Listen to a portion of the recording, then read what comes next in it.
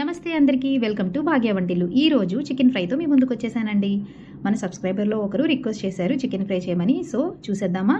ముందుగా chicken fry కోసం శుభ్రంగా చికెన్ని శుభ్రం చేసుకోవాలండి. దాంట్లో కొద్దిగా పసుపు, ఉప్పు, కారం, పెరుగు, అల్లం వెల్లుల్లి పేస్ట్ వేసి బాగా కలుపుకొని ఒక 1 అవర్ పక్కన పెట్టుకోవాలండి. సో ఆ పక్కన పెట్టుకున్న చికెన్ని కళాయిలో ఆయిల్ పోసి ఆ చికెన్ని యాడ్ చేసుకొని మునిగినంత వరకు కొద్దిగా వాటర్ పోసుకొని బాగా కలుపుకొని మూత పెట్టి మగ్గించుకోవాలి. ఇది చాలా ఈజీగా అనిపిస్తుంది కానీ చాలా టేస్టీగా ఉంటుందండి.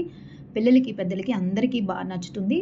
చారు, పప్పుచారులో అయితే ఇది మంచి కాంబినేషన్ అండి. చాలా బాగుంటుంది. నా ఛానల్ ఎవరైనా ఫస్ట్ టైం చూస్తే ప్లీజ్ లైక్ చేయండి, షేర్ చేయండి, సబ్స్క్రైబ్ చేసుకోండి. ఇలాంటి వంటలు మరెన్నో పెడతాను ఈజీగా చేసుకునేవి. సో దీన్ని ఇలా మూత పెట్టి మగ్గించుకున్న తర్వాత దగ్గరికి అవ్వాలండి. ఇది సిమ్లోనే చేసుకోవాలి, మ్యాండేటరీ, అది మర్చిపోకండి. ఇలా దగ్గరికి అయిన స్టేజ్లోని 1.5 స్పూన్ అల్లం వెల్లుల్లి పేస్ట్ వేసి బాగా కలుపుకొని ఇక్కడే కారం, ఉప్పు కూడా అడ్జస్ట్ చేసుకోవాలండి.